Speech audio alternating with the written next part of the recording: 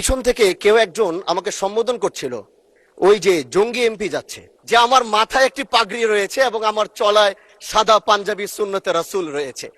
এটার জন্য হয়তো তিনি আমাকে ওইভাবে জঙ্গি বলে সম্বোধন সে আমাকে করেছে। আমি মনে করি, মাননীয় স্পিকার আপনাকে ধন্যবাদ। আমি প্রথমবার দাঁড়িয়ে কথা বলছি, আসলে এভাবে কথা বলতে চাইনি, চেয়েছিলাম যখন আমার সময় আসবে আনুষ্ঠানিকতার ভাবে একটু সুন্দরভাবে কথা বলবো। কিন্তু দুঃখের সাথে বলতে হচ্ছে, আমি গত 30শে মার্চ আপনার সহধর্মিনী, আল্লাহ তাকে জান্নাতের আলা মাকাম নাসিব করে, আমি তার জন্য দোয়া করি। তিনার জানাজায় আমি এসেছিলাম এবং উপস্থিত হয়েছিলাম।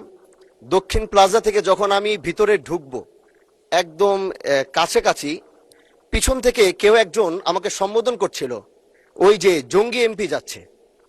তো এই বিষয়টা আসলে এইভাবে আসতো না। তো একটু পর থেকে সোশ্যাল মিডিয়াতে দেখলাম যে এই বিষয়ে খুব লেখালেখি এবং এই ভিডিওটা নিয়ে খুব আলোচনা চলছে, যেটি জাতীয় সংসদের একজন রানিং এমপিকে সংসদের কাছে যখন জঙ্গি বলে সম্বোধন করা হয়, আর এটার জন্য এই সংসদের মান ক্ষুণ্ণ হয়েছে আমি মনে করছি।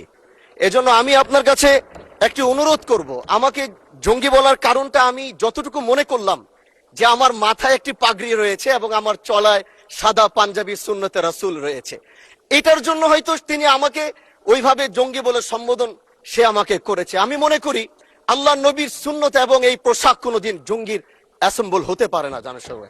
এই জন্য আমি আপনার কাছে একটি অনুরোধ করতে চাই, মাননীয় স্পিকার, আপনি সিসি ফুটেজ যেটি রয়েছে, আপনি যদি মাননীয় স্বরাষ্ট্র মন্ত্রী এবং সংসদের সার্জেন্ট অ্যাট আর্মসকে যদি আপনি একটু অনুরোধ করবেন, বা তাদেরকে একটু নির্দেশ দিবেন যে কারা এই কাজটি করেছে। অবশ্যই এই কাজটি এই জন্য করেছে যেন এখানে আমাদের বিরোধী দল যারা রয়েছেন, এখানে তাদেরকেও হয়তো তাদের সম্মান ক্ষুণ্ণ করার জন্য হতে পারে। ওখানে প্রশাসন দাঁড়িয়েছিল, প্রশাসনের সম্মান ক্ষুণ্ণ করার জন্য হতে পারে। এই জন্য আমি চাচ্ছিলাম একটি সঠিক তদন্ত যদি আপনার মাধ্যমে নির্দেশনা আসতো, তাহলে এই বিষয়টি ক্লিয়ার হতো। ধন্যবাদ। মাননীয় সদস্য, বিষয়টি অবশ্যই অত্যন্ত দুঃখজনক।